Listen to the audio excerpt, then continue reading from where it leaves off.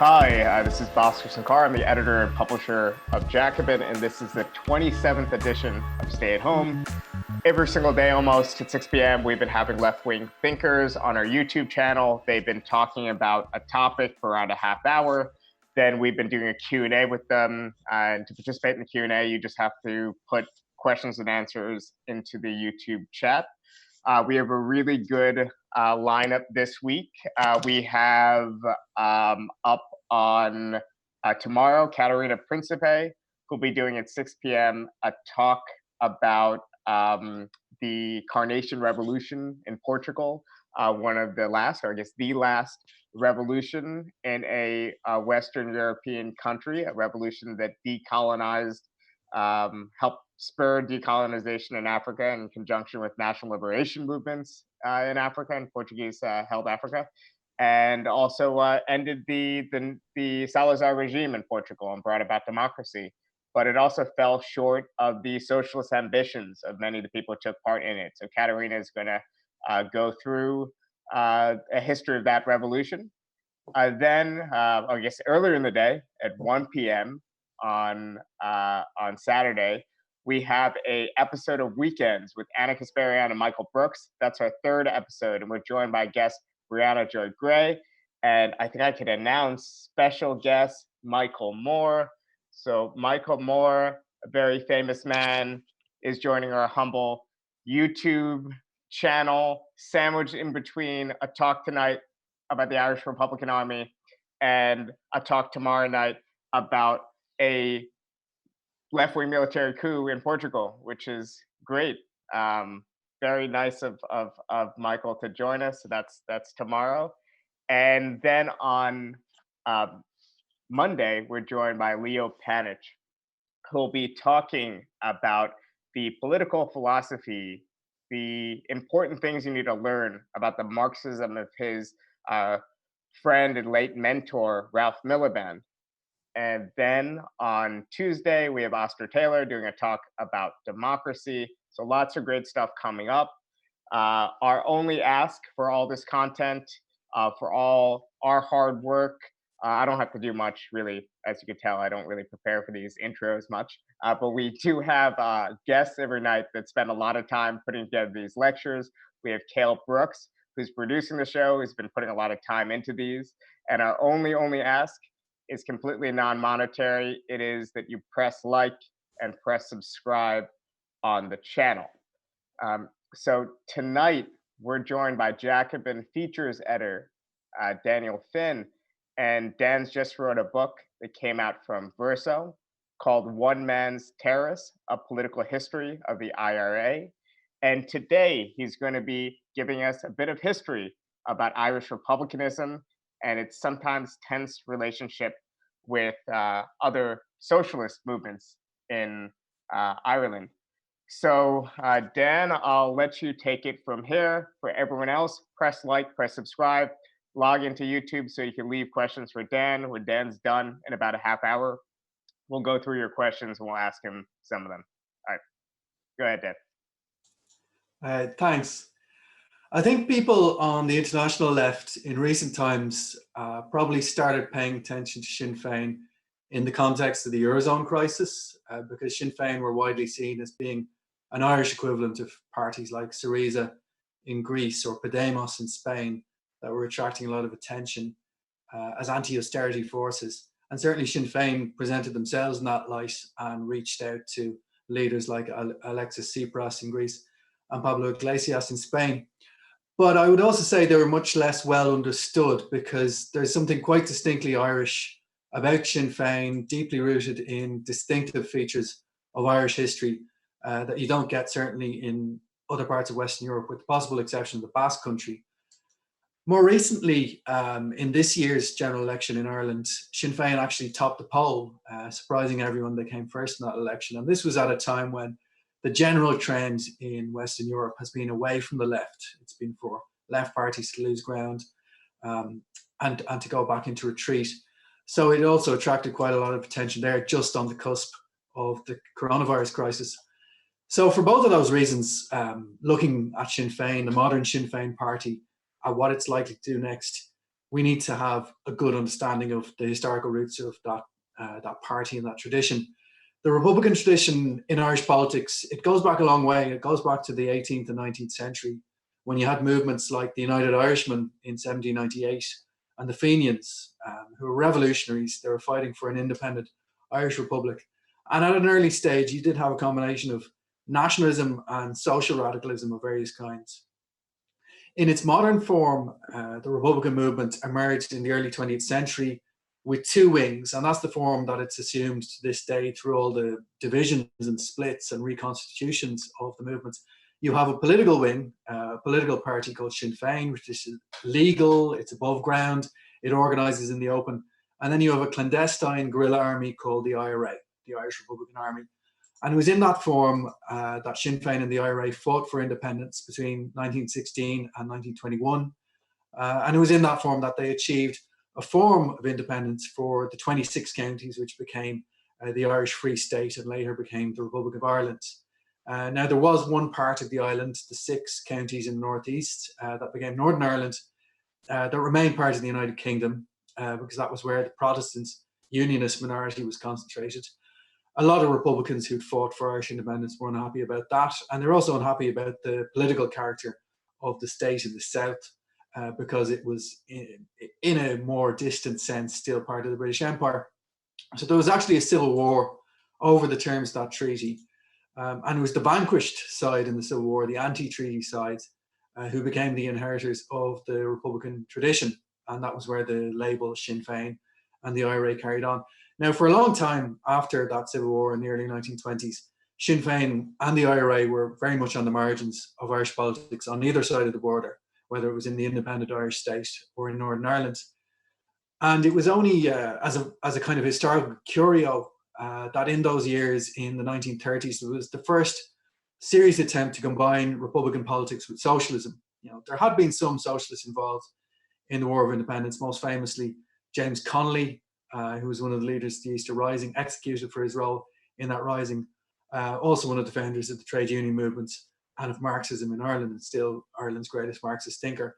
But people like Connolly were very much in a marginal role, and they were pushed more and more to the side in the course of that struggle. The Republican Congress in the 1930s was the first force that tried to combine socialism with the struggle for United Ireland. And it didn't have a great impact in its own right. So it wouldn't really register with the historians because of its own importance, but because it supplied a template for later generations of Republicans who considered following that example. Now, fast forward to the 1960s, this is where the modern Sinn Féin party really comes from. There was a second attempt at a left turn by the IRA and by Sinn Féin under the leadership of a man called Cathal Goulding. And it was partly as a result of that left turn, that embrace of socialism by the movement under Goulding's leadership, that there was a split in the ranks of the IRA and Sinn Féin. At the very beginning of the modern conflict in Northern Ireland, which became known as the Troubles, there was a split between two factions called the Officials and the Provisionals. And it was the Provisionals who were the ancestors of the modern Sinn Féin party. The official IRA went its own way at the beginning of that conflict. It transformed itself into an explicitly Marxist, pro-Soviet, communist organization. It also broke, for all practical purposes, with the Republican tradition. It called a ceasefire, it laid down its weapons, and became a fairly conventional political party. So it was the Provisionals who were left to carry on with that mantle, and they carried on with the label of the IRA and Sinn Féin. And in their early years, their political character was quite muddled. They used quite strong McCarthyite rhetoric, attacking the officials, accusing them of being red guards and alien Marxists and so on. And so they had a reputation for being quite right-wing, but really they were more eclectic than right-wing as such. There were people who were quite socially radical in the movement. There were also people who were very conservative. But above all, the political program of the movement was quite perfunctory. What joined them together was commitment to the idea of armed struggle in order to achieve an end to British rule and a united Ireland. And within that framework, you could get all sorts of different people coming together, whether they were left-wing or right-wing. Also in that period, for all practical purposes, the IRA was the only part of the movement that mattered. Sinn Fein did exist on paper, but it didn't have any real political weight. That began to change in the late 1970s when a new leadership came to the fore in the Provisionals, grouped around Gerry Adams, who became the dominant figure in the movement, and only this year stepped down finally as the president of Sinn Fein, having been the dominant figure for well over 4 decades. And one of the things that Adams tried to do was to embark on another left turn in the hope of bringing the movement out of a rut that it was stuck into at a fairly low ebb of its political fortunes. He introduced anti-capitalist rhetoric.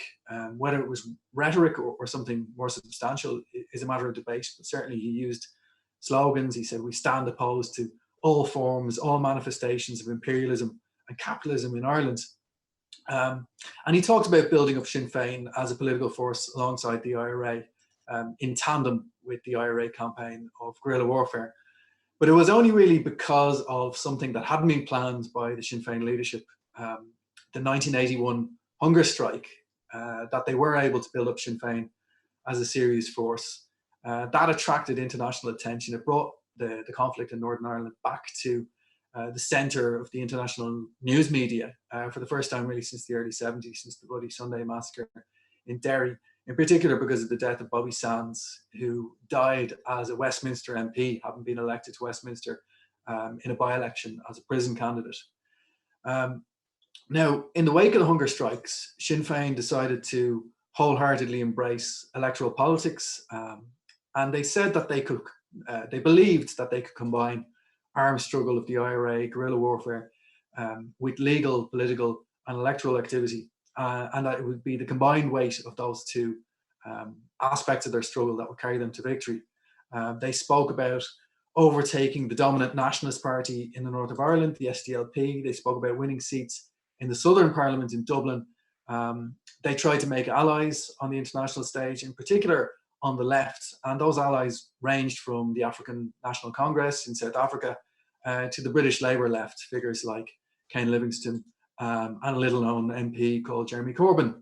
But even at that time, at the peak of Sinn Féin's left-wing turn and left-wing rhetoric, Gerry Adams and his allies were clear in saying that there was a hierarchy of political objectives for Sinn Féin and the Provisionals, that nationalism came first, national independence, national unification was their primary goal, and then socialism was secondary to that.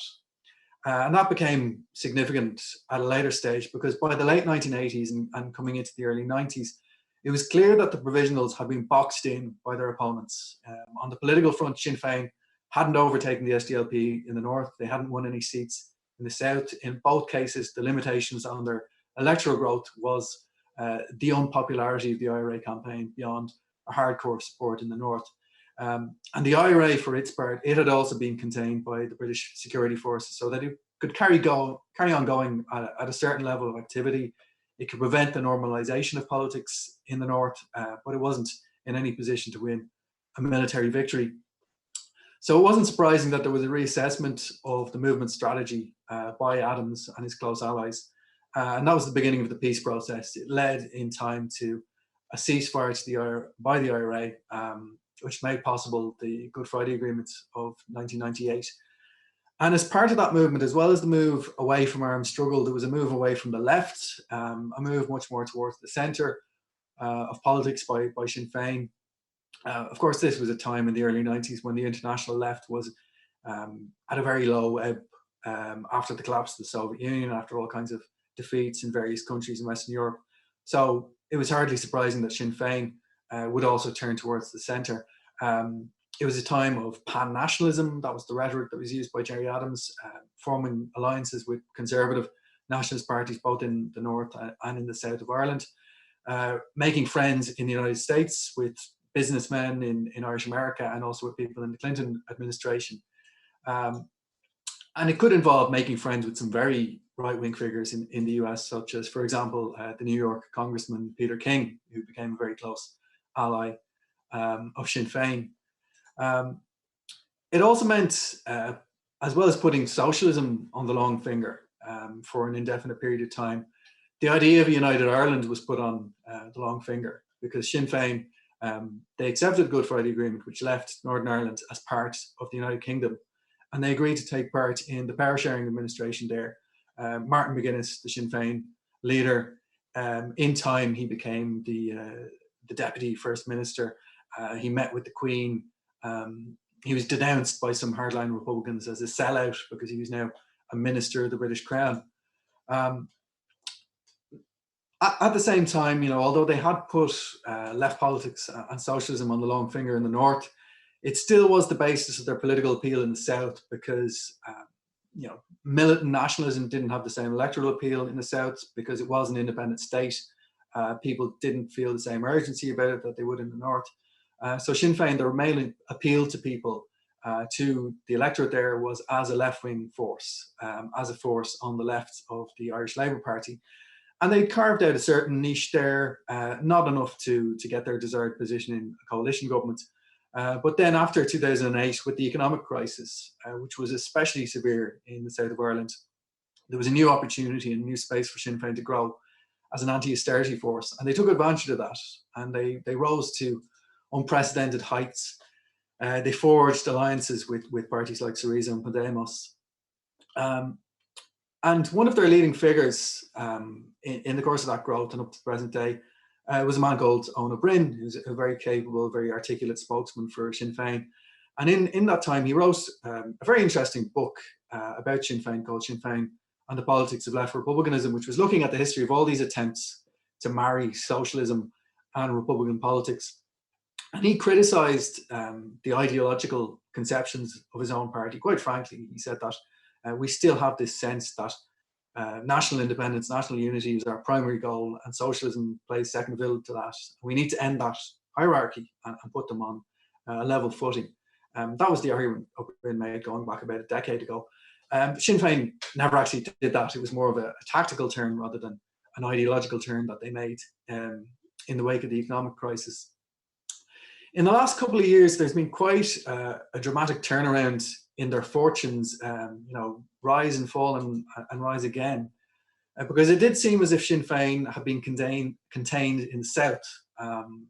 Their electoral prospects were looking much bleaker. Their hopes of overtaking one or both of the main centre-right parties that have been dominant in southern politics for the last 80 years appeared to have gone. There was an economic recovery in the south, and even though it was overhyped, you didn't have the same kind of economic turbulence and instability in the heat of the Eurozone crisis just a few years earlier. So Sinn Féin seemed to have a much more limited political space in the south.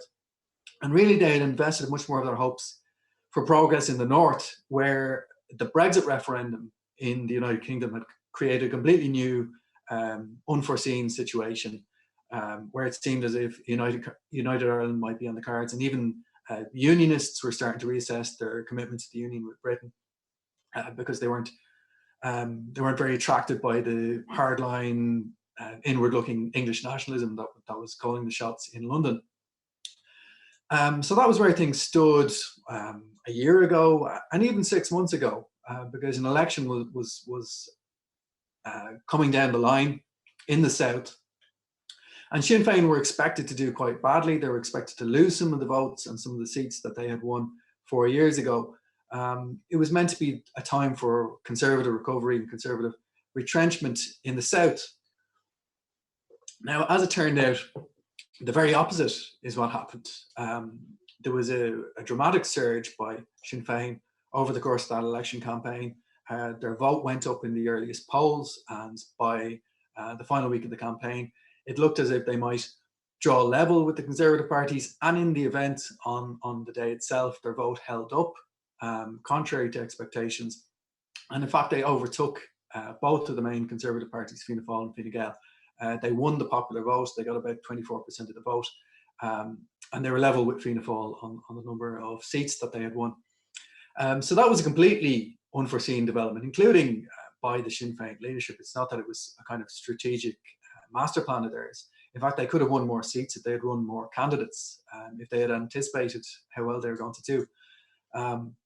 But it put them in a position of unprecedented strength and strategic importance for Southern politics.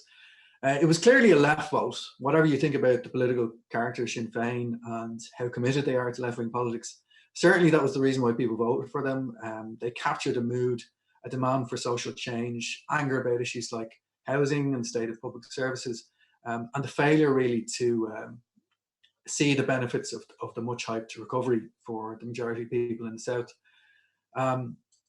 A lot of their support came from young voters. You know, it was a repeat of the pattern that we've seen in other countries like Greece and Spain, or like Britain with Corbyn, or like the US with Sanders, where young voters disproportionately broke for the left.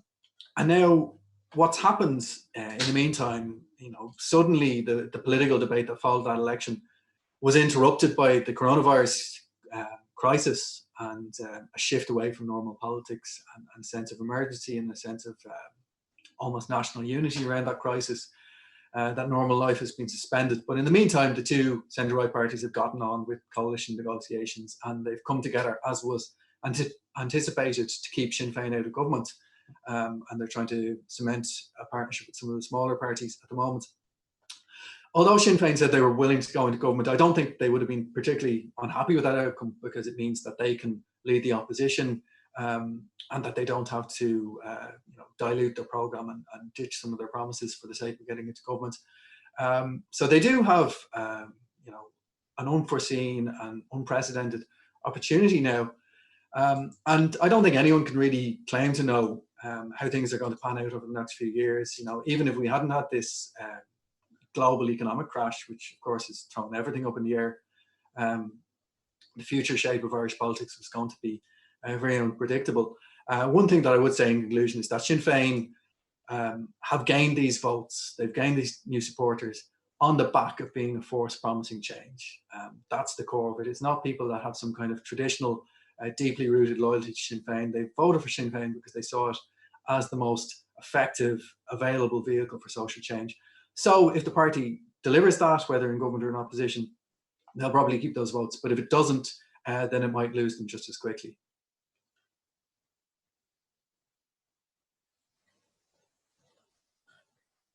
All right. I was waiting for you to say, you know, and that's it. You know, I'm looking forward to questions or whatever else. That was very good. A bit abrupt, but very good. A plus for the content, B for the framing. So while questions are trickling, so please do ask your questions in the YouTube chat. Just a reminder, our only ask: press subscribe, press like to the channel. Also, you know, if you don't know Jacobin, since it seems like a good chunk of the audience might be kind of watching from Ireland, where Dan is based, you should subscribe to Jacobin. As you can see, we employ someone in Dublin. That should be cause enough if you have left nationalist or Republican sympathies. We employ a good Irish socialist. So if you don't, then that's cause too. I just looked up in our database. We have 264 subscribers in Ireland, which is actually not that bad per capita. But if you do want to subscribe to Jacobin, you can. But in the meantime, just subscribe to the channel and press like on the video. All right, so we got a few questions in already. Let me start with one that was sent in by a DSA comrade in New York, which is commenting on the fact that we had a few photos during the slides of Corbyn with Jerry Adams and whatnot. The question is, now that the UK general election is over and we lost anyway, we as in the left, can you talk about the historic relationship between the Labour left and Irish republicanism? Why don't we start with that one? Okay, yeah, well, that's a good way of framing it now that the election is over, because over the last few years, you know, there was a tendency by people on the Labour left in Britain, when this issue of Corbyn's relationship with Sinn Féin was brought up, to say, oh, it was part of the early stages of the peace process, and you know, sometimes you have to meet with people that you find distasteful as part of a peace process, and people would show photos of you know, Jerry Adams and Martin McGuinness having met the Queen, or having met with David Cameron, or having met with Tony Blair, as if Corbyn's relationship with Sinn Féin was similar to that. I don't think it was. You know, Corbyn was quite clear at the time that, he didn't find it distasteful to be meeting with Gerry Adams. It wasn't a case of reaching out to someone who was a bitter political opponent of his for the sake of peace. And nor should he have found it distasteful, because certainly you can say that Gerry Adams was involved in a campaign of political violence that killed a lot of people, including a lot of civilians, but that hardly sets him apart from the people who've been at the heart of British politics or at the heart of American politics for the last few years. He just happened to do it in a relationship with a private guerrilla army rather than with the British Army or the US Air Force. So Corbyn, in the 1980s certainly wouldn't have seen it as something that was morally distasteful to be meeting with figures like Gerry Adams and Danny Morrison. He supported the idea of a united Ireland at that time, as did the British Labour left in general, figures like Ken Livingstone. Ken Livingstone would have been a much better known figure at the time than Corbyn. He was, Corbyn was a little known backbench Labour MP at the time, whereas Ken Livingstone was the head of the Greater London Council, which was the biggest municipal authority anywhere in Europe. London is a big city in Europe. So he was a national figure, and he was bitterly attacked in the Tory press for expressing quite, sensible, uncontroversial views. The thing that Ken Livingstone was denounced for most bitterly, it was after there had been a bombing in London by the IRA that killed a number of civilians, and he was asked about it, and he said, well, obviously no one supports what happened last week and no one wants to see it happen, but how do we prevent it from happening again? And if we were just dealing with people who were mindless criminal psychopaths who love violence for its own sake, you could crush them eventually through law and order policies, but we're not. We're dealing with people who have political motivation, and you have to address the political causes of violence in some way. It should be a very mundane, almost a liberal platitude to say about a situation like Northern Ireland. But in fact, he was bitterly denounced. The Sun newspaper had a front page describing Livingstone as the most odious man in Britain, for saying things that would later become common sense as part of the peace process. Now, this this is the kind of argument that's difficult to make in Britain, in the heart of the British political system and in the British media, because there's immense amnesia about what their state has done in Ireland, both in the long term and in more recent history. And in fact, amnesia probably isn't even the right word, because that would imply they did know it at one point but have since forgotten it. A lot of people took care never to learn unpleasant facts in the first place.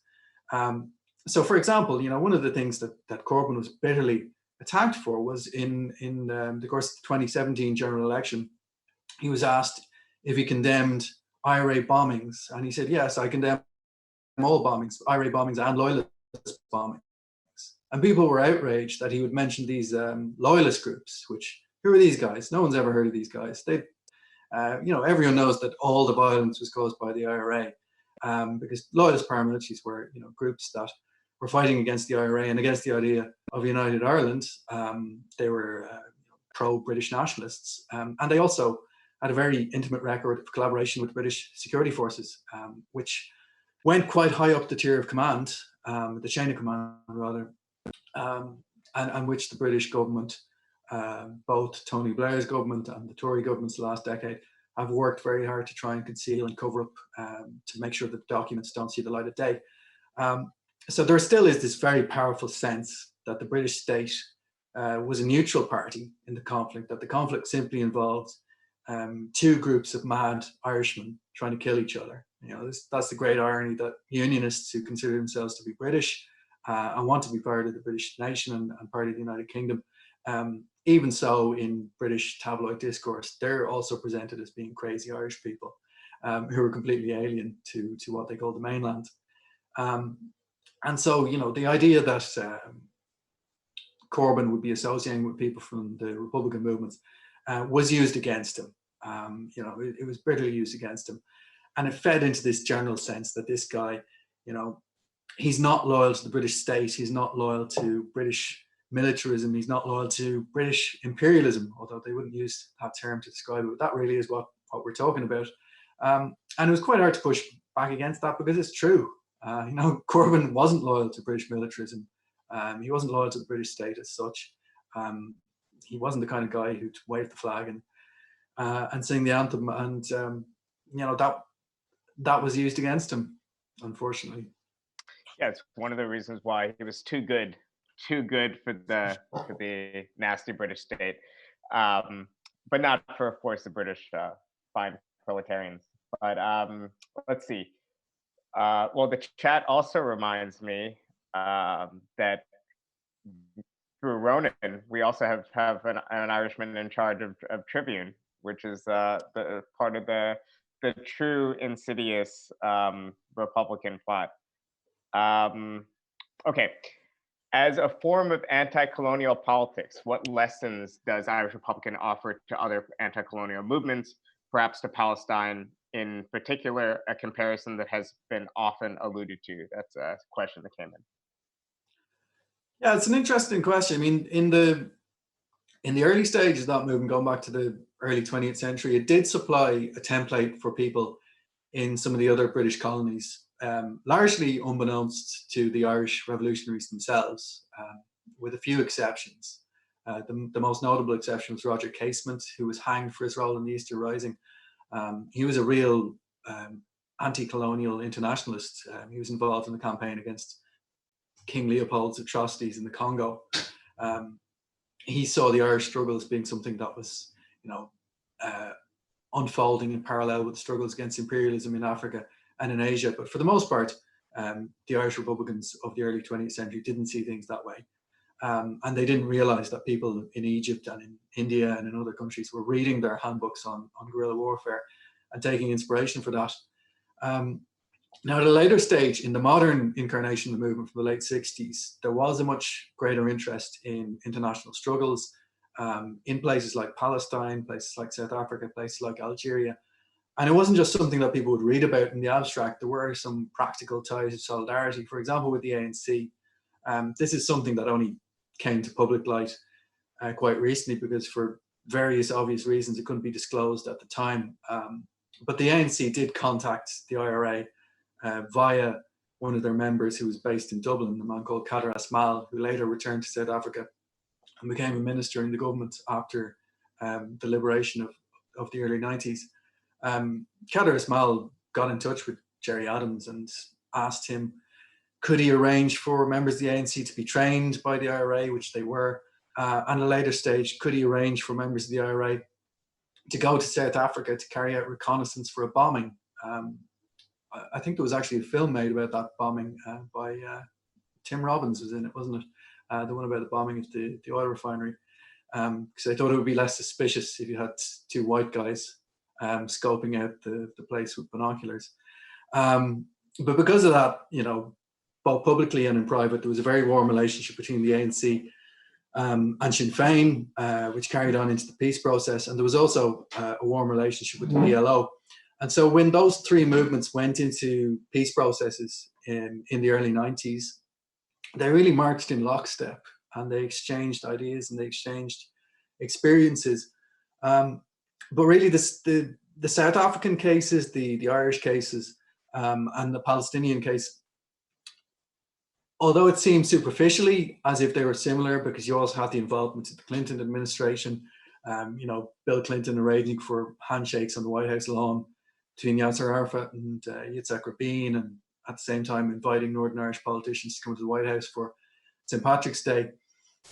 The outcomes were quite different. In South Africa, because the ANC had such overwhelming popular support, the only realistic outcome, if there was democracy, was going to be an ANC-led government.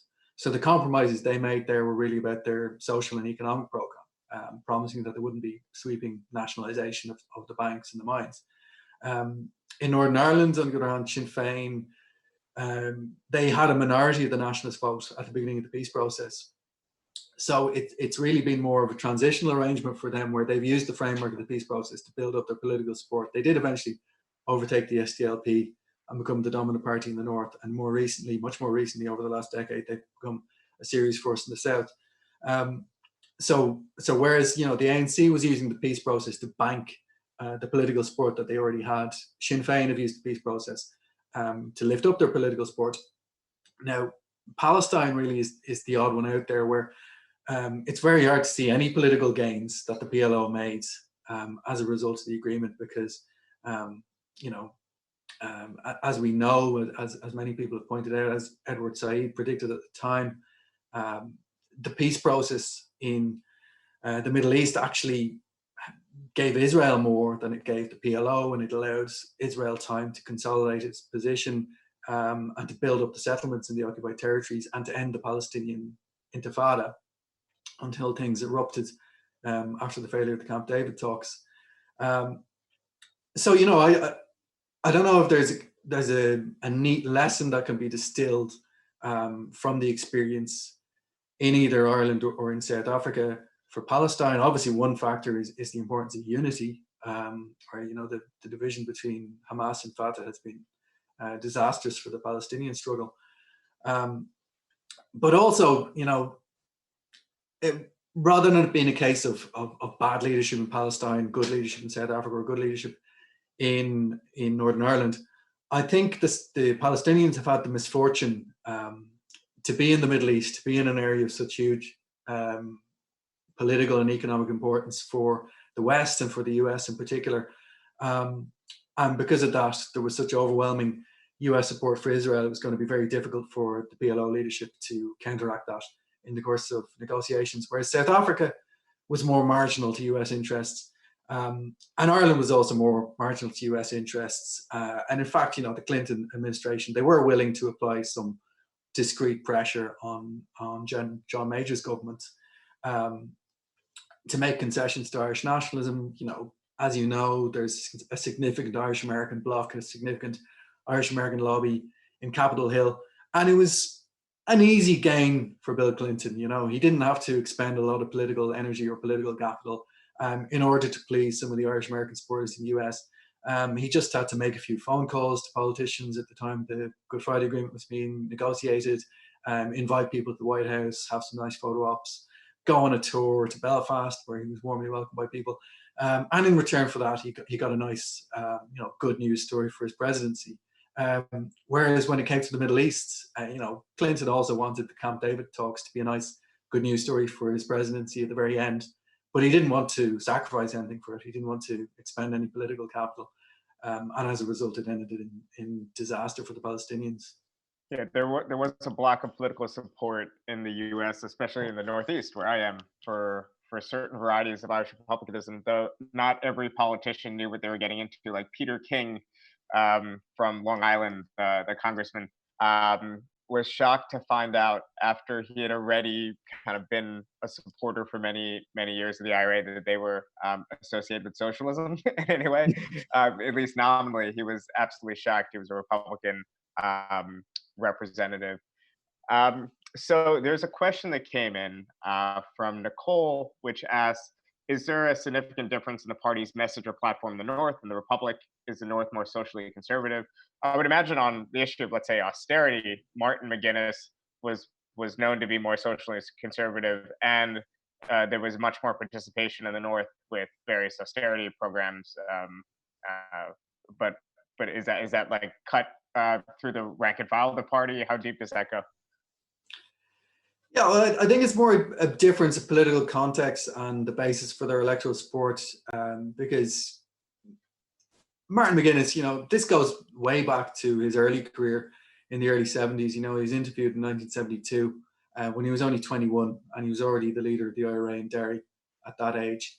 And he was asked what he thought about socialism, because their program nominally committed them to a socialist republic. And he just said, well, I don't know if that could be made to work. I wouldn't have any problem living in an egalitarian society, but what about other people? You know, someone's always going to be greedy and want to make $1 million. But before you can even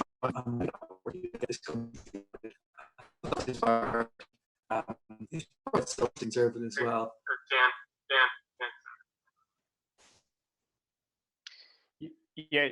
Yeah. Repeat that if you can. I think your internet connection crapped out on you for just 1 second.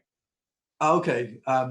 So yeah, Martin McGuinness, he was definitely someone who his priority was to achieve a united Ireland. He was probably quite socially conservative in his own right, but you know, not necessarily hostile to socialism. He just saw it as something that you know, could be taken care of and faced once you had Irish unity. But there were other people in the party in the north who would have had more of an interest in socialist ideas. Gerry Adams did. Gerry Adams had an interest in left-wing ideas and even in Marxism, at least to the extent that Marxism had an interest in Ireland. And he would cite some of those writers. He was very influenced by people like Michael Farrell and Eamon Kahn, writers from the Irish left. But the difference was the context, where in the north, Sinn Féin didn't win support primarily as a left-wing party. They won support as a nationalist party, as a party that represented the nationalist community. That's a community that suffered a long period of political exclusion and discrimination, and that still has a general aspiration to a united Ireland. It varies from one person to the next how intense their desire for a united Ireland might be, but there still is that general feeling. And so that's a basis for Sinn Féin support. And as they are seen as the party that's representing the interests of the nationalist community quite effectively and quite a combative way, is also pressing for Irish unity long term. They don't really have to deliver major left-wing economic reforms. And they can always say to people when they're asked, why haven't you done anything socialist or even social democratic during your time in government? They can say, well, it's not a sovereign state. We're get a budget from the UK Treasury, and we have to be part of this artificial power sharing coalition with the unionist parties, which are very conservative. Mm-hmm. So I think that's enough for them to deflect most criticism of their record. Not all, and they have faced some challenges on their left flank from the article people for which is one support in Derry and Belfast. But we're talking about 2 or 3 seats that are at risk. It's not in any way a challenge to their hegemony within the nationalist community. Sinn Féin did play hardball about Tory austerity cuts a few years ago, but eventually they blinked over that. They were isolated. They didn't have support from the unionist parties in the north. They didn't have support from the Irish government either, and eventually they blinked on it. Whereas in the south, really the only basis for Sinn Féin to win support has been for social and economic, because, as I said earlier, it's in a few areas along the border that militant Irish nationalism really had a strong appeal, to the extent that people would cast their vote on that basis.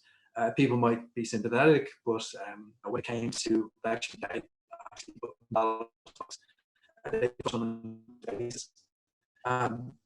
So Sinn Féin have had difficulty juggling those two sides to it. There was a time a few years ago where they were facing a lot of pressure, where they were opposing welfare cuts and austerity in the south, and people saying, well, you're implementing welfare cuts and austerity in the north, and it was difficult for them to square that circle. They can also be quite cautious on both sides of the border, where, for example, around the issue of abortion, in both north and south, Sinn Féin delayed for a long time adopting a pro-choice position, because in the north, actually, one respect in which the United Kingdom doesn't apply, where the ban on abortion that was lifted in Britain in the 1960s remained in place in the north. And there was only, in the last 5 years, there was a big pro-choice campaign in the south, which ended up in a referendum to legalise abortion. They were very cautious about that. They waited until, almost the last possible moment to get on board. So they were quite reluctant to lead from the front on both counts, both north and south. Yeah, when we were in Ireland launching our 1916 issue in 2016, that seemed like the first time they were even allowing their TDs to speak freely on the issue, one way or the other. Or at least it seemed like a surprise as some of their councillors were coming out, in favor of abortion rights instead of being kind of completely coy on the issue. But you're breaking up a little bit. I think the only part that maybe people didn't get was, I'm assuming you mentioned People Before Profit coalition as far when you were mentioning listing some left-wing challenges to Sinn Féin in the north. Yeah. Okay. That was the only part I think that we broke up in. But we'll just take a few more questions, and hopefully your internet connection holds. I think your internet service providers probably angry at you for streaming for an hour and might be throttling your connection slightly. But okay, so one quick question, which is, did Sinn Féin's role, its kind of more working class left nationalism, is that the major factor inoculating Ireland from the far left gaining traction, or is it just more broadly this tradition of a country coming to birth out of a national liberation struggle? Is it that? Is it Sinn Féin? Why has the far right been so weak in Ireland relative to other countries? It is a factor, yeah. It is a factor. It's not that people in Ireland, are inoculated against racism. You might like to think in a naive, sentimental sort of way that people who have this long and very recent tradition of being immigrants and going to other countries, and in some cases being treated pretty badly, that would inoculate them against racism. But we've seen from other countries, unfortunately, that just isn't the case. People can always find ways to rationalize it, and there still is plenty of racism, plenty of anti-immigrant sentiment in Ireland, but it hasn't been organized politically by any kind of far right movements. And one factor that is Sinn Féin's presence on the scene, because Sinn Féin are the dominant articulation of militant Irish nationalism in our time. Their conservative rivals, generally, flag waving and so on. And I suppose it is quite difficult for people on the far right. People on the far right in Ireland will denounce anti-national globalist traitors, cosmopolitans, bought off by Soros money, all the usual tunes. But I suppose it's quite hard to accuse people of being anti-national traitors as we are. The leadership were involved in revolutionary warfare against the British state within living memory. It's quite hard for some squalid little fascist in their bedroom mouthing off news for kind of nationalist credentials. And it has been an obstacle. The fact that Sinn Féin have a real political base in working class communities, it means that there isn't the same kind of vacuum that you see in other places where the far right has come in to try and win the support of people who are just completely neglected. And it's not just Sinn Féin, I should say, also the socialist groups, to a lesser extent than Sinn Féin because they're smaller and they don't have the same geographical reach. But in places like Dublin and Cork, they've also won support in those areas. So it's not that anyone who's trying to organise a far right party in Ireland would start off with a blank slate, where you're going, as for example the BNP did in Britain, going into depressed ex-industrial towns where people have stopped voting because the mainstream parties don't bother appealing to them, don't care about them, have no interest in their votes. And the far right can gain support almost by default. I think we also saw that with the rise of the National Front in France. So there isn't the same vacuum as there is in Ireland. But having said that, I wouldn't be too complacent, because I think in almost every country in Western Europe where there wasn't a far right party until recently, for example, Spain for a long time was an exception to the rule. There was no mainstream far right party with electoral success, and people were talking about the Spanish exception, what was particular about Spanish culture or Spanish politics that made it immune to this.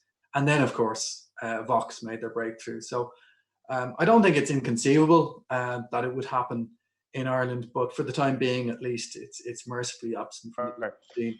It's just Portugal and Ireland, I guess, that are the two holdouts for now.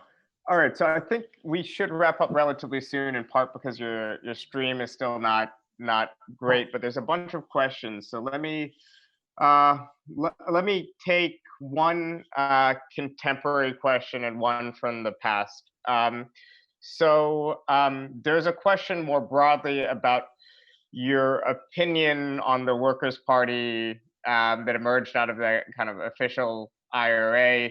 But I think maybe a better way to put it would be to describe to what extent the officials had a mass base, and to what extent the Workers' Party was able to develop one. There's been a conversation in the chat about Ireland's extremely proportional, transferable vote system, I guess, and I would assume that's one thing that is a boon for small left wing parties. But to what extent was this a kind of a force that had a social base, or did the official kind of support immediately just kind of transition to the provisionals, and then later on, to what extent were the Workers' Party able to build one in the 80s and 90s? So just broadly, your thoughts on the Workers' Party. Um, yeah, I mean, you could have a whole chat about the trajectory of the official IRA and the Workers' Party. It's a very interesting subject, but at the very beginning of the Troubles in the North, the officials, they did have a modest base in areas like Derry and Belfast, and in some other parts of the North. When the movement had split, people had come over to the officials rather than the Provisionals, and they remained the dominant group for quite some time. And they were quickly overtaken by the Provisionals. The Provisionals had a clearer idea. They had a simpler strategy. They were committed to the idea of armed struggle against British rule, and the officials engaged in that in the early 70s to some extent out of competition with the Provos, but really they were quite half-hearted and reluctant about it, and they called a ceasefire at an early opportunity. Now, I think they had, at that point, they had a modest base. It wasn't anywhere near as significant as the vote that Sinn Fein got in the early 80s when they started taking part in elections, but they did. They ran candidates for election, and they got a modest vote, and they had something to build on. But then from the late 70s, they embarked on quite a drastic ideological turn for a number of reasons, partly out of hostility to the Provos, because there was an attempt by the Provos in 1975 to wipe out the officials. They tried to shut them down by force. It wasn't a question of political competition, it was a question of going out and ordering them to stand down and shooting people who got in their way. They survived that, but they came out of it bitterly hostile to the Provisionals.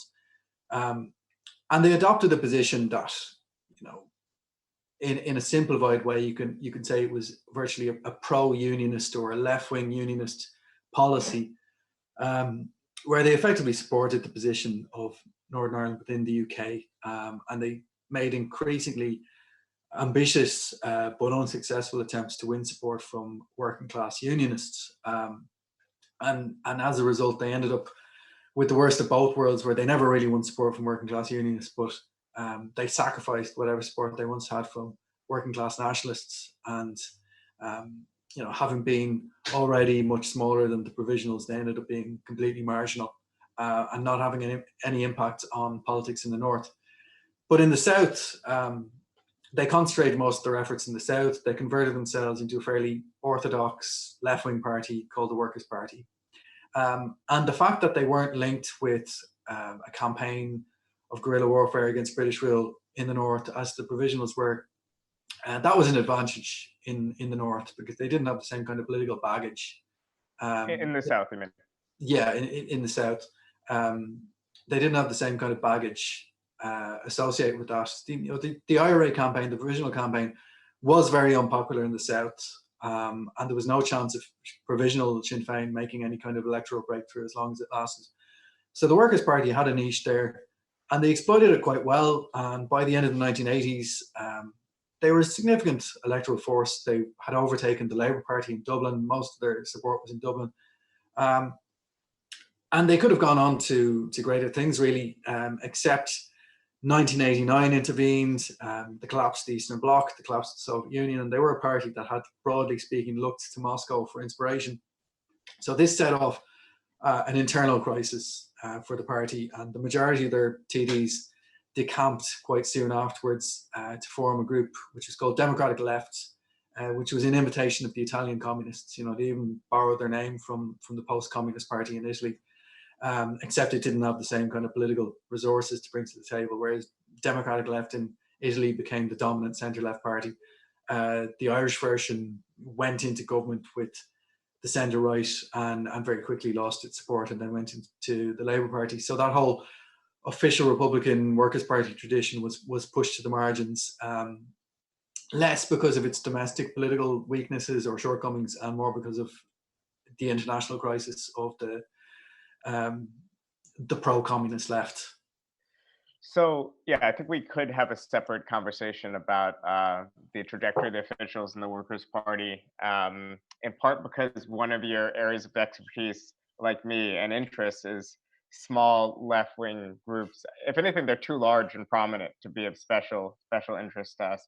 A group of 3 to 7 people is actually how we like spending our time. But all right, there's some questions about Sinn Féin's stance on the European Union and its relationship to the recent Brexit crisis. So, programmatically, am I right that Sinn Féin was kind of soft Eurosceptic on paper, but then obviously has opposed the Brexit referendum in part because they feel like the British government has no right to hold a referendum? Is that the line, or is it just reflecting popular sentiment in the North against um, the referendum? Yeah, I mean, their position is, it's gone through some evolutions where back in the 1980s, they had a hardline Euro-critical position where they were calling for withdrawal from the EEC as it was then. And they softened that line in the 90s. They changed it to what they call a position of critical engagement. Very much like the parties that they would have sat with in the Euro Parliament from the United Left group, post-communist parties. They would have been the soft and left Euro critical spectrum there, challenging the Mass Treaty, currency. There was an uneven policy where we're calling. You're breaking up a bit. Yeah, sorry, Dan, you're breaking up a bit too much. So why don't you just try to see if you could backtrack the last 15 seconds? Yeah. Okay. You're good now. Okay, good to go. Yeah. So they had a critical view of the European Union without calling for withdrawal. Although even there, there was in the early 2000s a slightly opportunistic line where Sinn Féin in the North were calling for the euro to be adopted as the currency, because they said that would be an all-Ireland measure, where you'd have to encourage the border. Mm-hmm. And of course, a few years later, Sinn Féin were winning support in the South by being highly critical of the handling of the euro crisis and highly critical of the Troika. And there was a kind of mass left-wing Euroscepticism in the South that Sinn Féin tried to tap into, although they never went to the extent of calling for Ireland to actually leave the euro. And after, in the early months of 2015, they were very supportive of the position of the Syriza government in Greece. Mm-hmm. But after Syriza went to the brink and then capitulated to the Troika, Sinn Féin backed away from a position of saying that they would defy the European treaties or contemplate withdrawal from the single currency.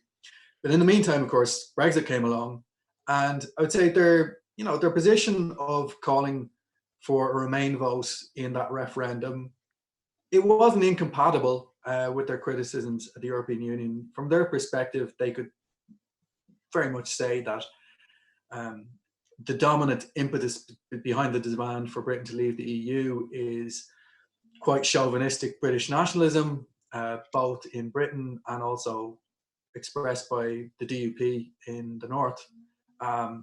So it wasn't unreasonable for Sinn Féin to be against that, and certainly it was the dominant sentiment in the nationalist community in the North. People were not attracted by any form of Brexit whatsoever. But after that point, Sinn Féin did a bit of a flip-flop, a bit of an ideological somersault, where they were trying to present themselves as being the most anti-Brexit party of all in the North, in the hope of using this as some kind of leverage to achieve a united Ireland. And as part of that, they were soft-pedaling some of their previous criticisms of the EU. And I guess it's important to stress that in the context of those negotiations, the bigger EU states and the European Commission were largely supporting the Irish government position over questions like the border the so-called hard border versus soft border. And this was used by people in Ireland, not so much by Sinn Féin, but by more conservative people who are very pro-EU, to say, well, this is the good thing about the EU, isn't it? It's all about standing up for the rights of small nations and our smaller member states. The reason they were supporting the Irish government position, it was because it was in their advantage to do so. If it had been to their advantage to throw the Irish government under the bus, they would happily done it, just the way that they had thrown the Greek government under the bus a few years previously. So there is a bit of certainly a tension, perhaps not a bald contradiction, but certainly there's a tension between different aspects of Sinn Féin's propaganda in the last few years. Right, and they're in a difficult position for obvious reasons, because further divides in British policy means a further divide between the north and south of the island, and also then there's also the tension that even further left parties have, which is it's very difficult for small countries to even contemplate exit from the European Union and to sell that as part of our political program, even if it's in the broad interest long term of building even just social democracy in a country. So there's still a bunch of questions, but I think that's a pretty good place to wrap it up. You did a great job covering a lot of terrain, and I think most of the comments are very, very grateful for your work. I should just plug once again Dan's book, One Man's Terrace, which came out towards the end of last year with Verso Books. It's really worth reading. It's not too long. Verso's doing a bunch of sales on its ebooks. I imagine if you get it from their site for just a couple bucks, definitely worth reading. And Dan is obviously also Jacobin Magazine's feature editor. He has a piece coming out in our next issue, which is hitting newsstands sometime in May. I think we're going to be able to go to the printer with that issue on Tuesday or Wednesday, if nothing breaks over the weekend. And once again, tomorrow we have 2 broadcasts at 1 p.m. Eastern time. We have the second edition or third edition of Weekends with Anna Kasparian, Michael Brooks, and we're joined by 2 guests. We're joined by Brianna Joy Gray from the Bernie Sanders campaign, and we are also joined by filmmaker Michael Moore, who will both be talking about Bernie 2020. Michael will be talking a bit about his new film, but we're going to talk about what happened in the 2020 campaign, why did we fall short, and how we organize from here. So I'm looking forward to that conversation. Really grateful for them for their time. Then at 6, we have Catarina Principe, one of our comrades, a contributing editor from Portugal, and she'll be talking on the anniversary of the Carnation Revolution, about what that great 1974 revolution accomplished, where it fell short. Dan, am I right that you wrote something like last year or 2 years ago for NLR on the Carnation Revolution? Well, it was about the Costa government, but the background of Portuguese history came into it. Yeah. I knew you were doing some Portuguese reading. I'm not a Dan Finn completionist yet, but I have read his book, and I would recommend picking that up. And I guess in the meantime, I hope everyone stays safe. Please press like, press subscribe. Thanks again to Cale Brooks for producing, and I'll catch everyone tomorrow and next week, almost every day at 6 p.m. Eastern.